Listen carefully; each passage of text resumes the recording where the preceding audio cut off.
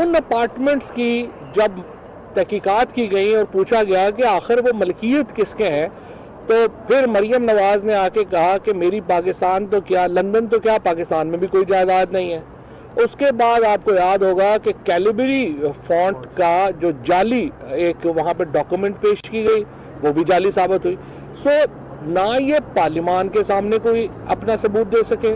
نہ یہ supreme court کے سامنے کوئی ثبوت دے سکے، نہ یہ عوام کے سامنے اور میڈیا کے سامنے کوئی ثبوت رکھ سکے، اور نہ ہی اس کے بعد ٹرائل کورٹ میں کوئی ثبوت رکھ سکے۔ تو یہ کسی جج کا یا ایک جج کا یا دو ججوں کا یا کسی ایک عدالت کا یا دو عدالتوں کا معاملہ نہیں ہے۔ ہر موقع کے اوپر ان کو یہ سہولت موجود تھی کہ اگر ان کے پاس ثبوت تھے تو وہ پیش کرتے۔ آپ کو یاد ہوگا کہ اسی وقت عمران خان صاحب کا جو اس وقت چیئرمین تحریک انصاف تھے، ان کے اوپر بھی ایک کیس فائل کیا گیا تھا کہ جی لندن میں ان کا اپارٹمنٹ ہے، اور انہوں نے اپنی 40 سال کی پرانی رسیدیں بھی، حالانکہ عمران خان تو کبھی اس وقت جو ہے وہ کسی سرکار میں کسی عہدے پہ نہیں رہے تھے، انہوں نے اپنی 40 سال کی رسیدیں جو ہیں وہ عدالت کے سامنے پیش کی تھی۔ اسی طرح سے ان کے پاس ہوتی تو یہ پیش کر دیتے، اور اب بھی میں سمجھتا ہوں کہ عدالت میں اپنی پیش کر دیں، لیکن ابھی تک کوئی ثبوت ان کا ہو نہیں سکا۔ اور ہمارا قانون جو ہے سیکشن 9 جو نیاب آرڈیننس کا ہے وہ کہتا ہے کہ اگر آپ کی یہ جائیداد ہے اور آپ ثابت نہیں کر سکتے کہ اس کی آپ نے کہاں سے اس کے پیسے دیے ہیں تو وہ کرپٹ پریکٹسز ہے، یہ ان کا ہے۔ تو کبھی ایک جج کی کوئی تصویر فیک کر کے ویڈیو دے دیتے ہیں، کبھی دوسرے جج کی دے دیتے ہیں، کبھی کسی کی ویڈیو آ جاتی ہے، کبھی کسی کا آ جاتا ہے۔ تو سوال یہ پیدا ہوتا ہے آپ اصل مدعے پہ کیوں نہیں رہ رہے، آپ اصل اپنا جو دفاع ہے وہ کیوں پیش نہیں کر رہے۔ میرا خیال ہے پاکستان میں بچے کو پتا ہے کہ نواز شریف اور زرداری کے ادوار جو تھے وہ کیا تھے، اور ان میں جتنی کرپشن ہوئی وہ بھی سب کو پتا ہے۔ لہذا اس بحث میں جائے بغیر کہ یہ ٹیپ کس کی ہے، کیا معاملہ ہے، کیا نہیں ہوا، قوم سمجھتی ہے کہ جو ان کی رسیدیں ہیں وہ سامنے آنی چاہیے۔ اس کے بعد ہم نے الیکشن کمیشن کو، اور جس طریقے سے electronic voting machine overseas Pakistani ہے، تو ہم نے الیکشن کمیشن کو ہم یہ کہنا چاہتے ہیں کہ اس معاملے کے اوپر وہ تیزی سے آگے بڑھے، اپنی ذمہ داری ادا کرے، کیونکہ قانون جو ہے وہ موجود ہے، قانون آ چکا ہے، اور یہ لاکھوں لوگ جو ہیں اب پاکستان سے باہر بسنے والے، انہوں نے ووٹ ڈالنی ہے۔ لہذا آج وزیر اعظم صاحب نے وزیر داخلہ کو ہدایت کی ہے کہ جو پاسپورٹس بنانے کا جو معاملات ہیں ان کو دیکھا جائے، اور جو اس کی سہولت جو ہے اس میں آسانی پیدا کی جائے، تاکہ عام جو اوورسیز ہو گیا ہے اس سے ایک سٹیبلٹی پاکستان میں جو ہے وہ آئی ہے، پاکستان کی معیشت کو ایک سٹیبلٹی ملی ہے۔ سو اس ہفتے اچھی خبریں ملی ہیں پاکستان میں۔ ہم نے دیکھا ہے کہ کس طرح سے پارلیمان جو ہے اس نے قوانین پاس کیے، اوورسیز پاکستانیز کو ووٹنگ کا حق ملا، الیکٹرانک ووٹنگ مشین موجود ہوئی، اور اب یہ جا کر کے آپ کے سامنے جو IMF کا پروگرام جو ہے وہ بھی منظور ہو گیا ہے۔ میں یہ سمجھتا ہوں، میں اپوزیشن کو یہ مشورہ دینا چاہتا ہوں،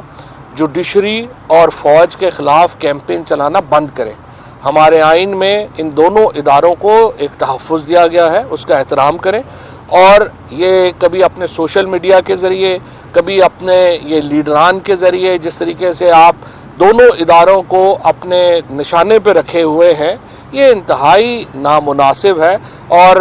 میں یہ سمجھتا ہوں کہ یہ پاکستان کے آئین کی صریحاً خلاف ورزی۔ سر بیک ٹو بیک 2 پروگرام ہوئے،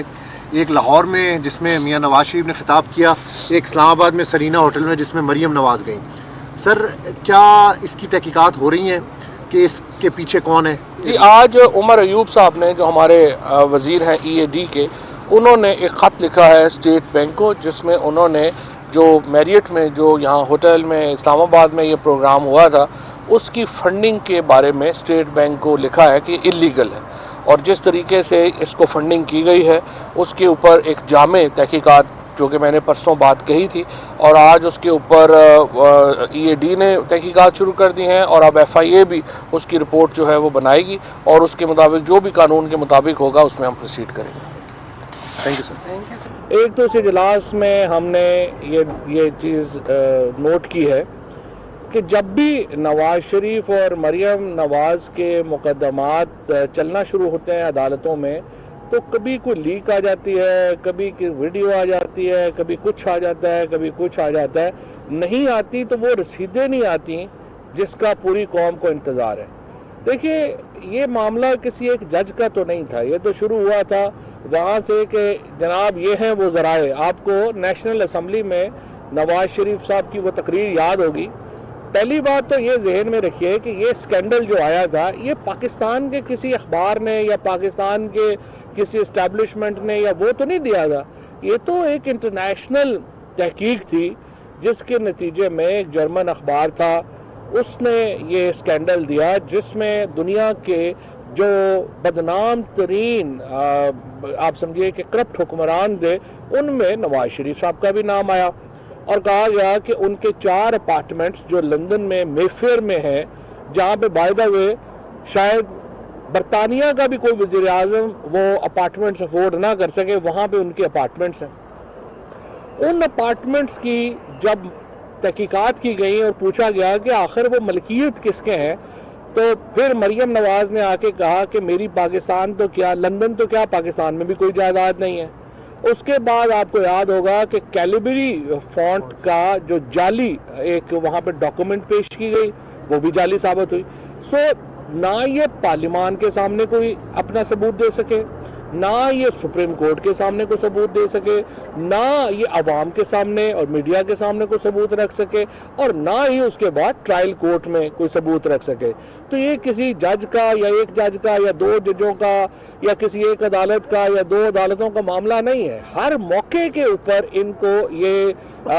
سہولت موجود تھی کہ اگر ان کے پاس ثبوت تھے تو وہ پیش کرتے. آپ کو یاد ہوگا کہ اسی وقت عمران خان صاحب کا جو اس وقت چیئرمین تحریک انصاف تھے ان کے اوپر بھی ایک کیس فائل کیا گیا تھا کہ جی لندن میں ان کا اپارٹمنٹ ہے, اور انہوں نے اپنی 40 سال کی پرانی رسیدیں بھی, حالانکہ عمران خان تو کبھی اس وقت جو ہے وہ کسی سرکار میں کسی عہدے پہ نہیں رہے تھے, انہوں نے اپنی 40 سال کی رسیدیں جو ہے وہ عدالت کے سامنے پیش کی تھی. اسی طرح سے ان کے پاس ہوتی تو یہ پیش کر دیتے, اور اب بھی میں سمجھتا ہوں کہ عدالت میں اپنی پیش کر دیں, لیکن ابھی تک کوئی ثبوت ان کا ہو نہیں سکا. اور ہمارا قانون جو ہے سیکشن 9 جو نیاب آرڈیننس کا ہے وہ کہتا ہے کہ اگر آپ کی یہ جائیداد ہے اور آپ ثابت نہیں کر سکتے کہ اس کی آپ نے کہاں سے اس کے پیسے دیے ہیں تو وہ کرپٹ پریکٹسز ہے, یہ ان کا ہے. تو کبھی ایک جج کی کوئی تصویر فیک کر کے ویڈیو دے دیتے ہیں, کبھی دوسرے جج کی دے دیتے ہیں, کبھی کسی کی ویڈیو آ جاتی ہے, کبھی کسی کا آ جاتا ہے. تو سوال یہ پیدا ہوتا ہے آپ اصل مدعے پہ کیوں نہیں رہ رہے, آپ اصل اپنا جو دفاع ہے وہ کیوں پیش نہیں کر رہے. میرا خیال ہے پاکستان میں بچے کو پتا ہے کہ نواز شریف اور زرداری کے ادوار جو تھے وہ کیا تھے, اور ان میں جتنی کرپشن ہوئی وہ بھی سب کو پتا ہے. لہذا اس بحث میں جائے بغیر کہ یہ ٹیپ کس کی ہے, کیا معاملہ ہے, کیا نہیں ہوا, قوم سمجھتی ہے کہ جو ان کی رسیدیں ہیں وہ سامنے آنی چاہیے. اس کے بعد ہم نے الیکشن کمیشن کو, اور جس طریقے سے electronic voting machine overseas Pakistani ہے, تو ہم نے الیکشن کمیشن کو ہم یہ کہنا چاہتے ہیں کہ اس معاملے کے اوپر وہ تیزی سے آگے بڑھے, اپنی ذمہ داری ادا کرے, کیونکہ قانون جو ہے وہ موجود ہے, قانون آ چکا ہے, اور یہ لاکھوں لوگ جو ہیں اب پاکستان سے باہر بسنے والے انہوں نے ووٹ ڈالنی ہے. لہذا آج وزیر اعظم صاحب نے وزیر داخلہ کو ہدایت کی ہے کہ جو پاسپورٹس بنانے کا جو معاملات ہیں ان کو دیکھا جائے, اور جو اس کی سہولت جو ہے اس میں آسانی پیدا کی جائے, تاکہ عام جو اوورسیز پاکستانی ہے ہمارا وہ ووٹ اس کو ڈالنے میں کوئی جو پرابلم ہے وہ پیش نہ ہو. تیسرا IMF کا پروگرام جو ہے وہ منظور ہو گیا ہے, اس سے ایک سٹیبلٹی پاکستان میں جو ہے وہ آئی ہے, پاکستان کی معیشت کو ایک سٹیبلٹی ملی ہے. سو اس ہفتے اچھی خبریں ملی ہیں پاکستان میں. ہم نے دیکھا ہے کہ کس طرح سے پارلیمان جو ہے اس نے قوانین پاس کیے, اوورسیز پاکستانیز کو ووٹنگ کا حق ملا, الیکٹرانک ووٹنگ مشین موجود ہوئی, اور اب یہ جا کر کے آپ کے سامنے جو IMF کا پروگرام جو ہے وہ بھی منظور ہو گیا ہے. میں یہ سمجھتا ہوں, میں اپوزیشن کو یہ مشورہ دینا چاہتا ہوں, جوڈیشری اور فوج کے خلاف کیمپین چلانا بند کریں.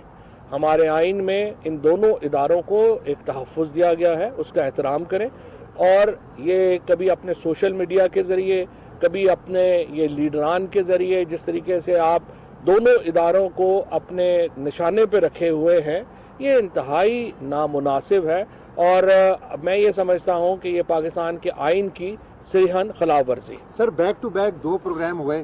ایک لاہور میں جس میں میاں نواز شریف نے خطاب کیا، ایک اسلام آباد میں سرینا ہوٹل میں جس میں مریم نواز گئیں. سر کیا اس کی تحقیقات ہو رہی ہیں